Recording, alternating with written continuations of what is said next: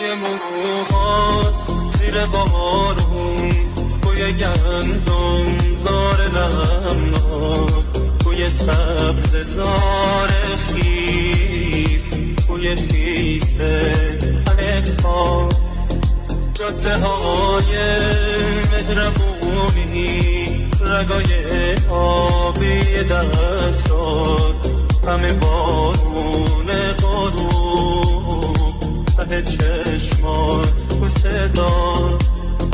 قلب تو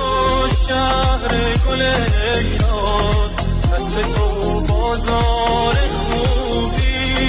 عشق تو